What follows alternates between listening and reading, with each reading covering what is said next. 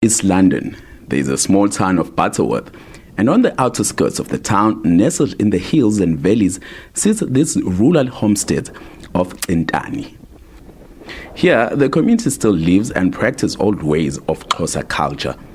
Even though there is modern luxuries such as electricity and tap water, people here refuse to conform to modern city living. They still fetch water from the river. They still cook with open fire. A family's wealth is still judged by the number of livestock they have. Entertainment is still provided by young maidens' traditional song and dance.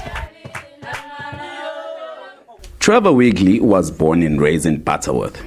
He was intrigued by the Xhosa culture and ways of living and saw an opportunity to start tours for international visitors to experience this kind of living. Well, I grew up amongst the Xhosa. I spent all my life till I was 21, and then I went to work and I came here to retire, and I couldn't sit and do nothing. So I spoke to this lady here. I said, why don't we try and get some tourists interested in coming to our house, to which she agreed, and we started very small and we carried on, and it's become quite famous now. Wigley works with Nologoza Hlangani to run world tourism excursions.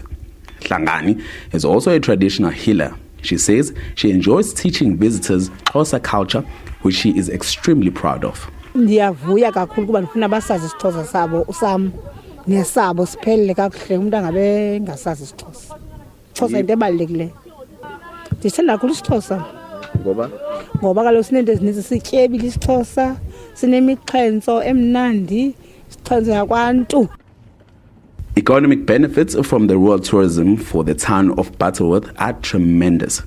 The municipal manager of Mnquma municipality, Sindile Tansi, explains town's strategy to grow the tourism sector.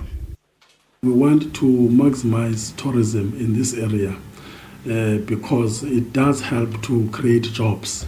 What we have done so far as the municipality is to make sure that we create community tourism organizations, because each and every ward there is a tourism venture that is taking place, and it is only through those structures that we think we will be able to maximize tourism in the area. As part of exposing and marketing the town's tourism attractions, Tansi says they have created Mnquma Jazz Arts and Culture Festival, which will be staged for the first time at the town's Mnquma Dam. Le Jazz Festival, because singumasipala oku N2, and N2 asikho nje ku N2 sikwindlela ebheka ngaselwandle.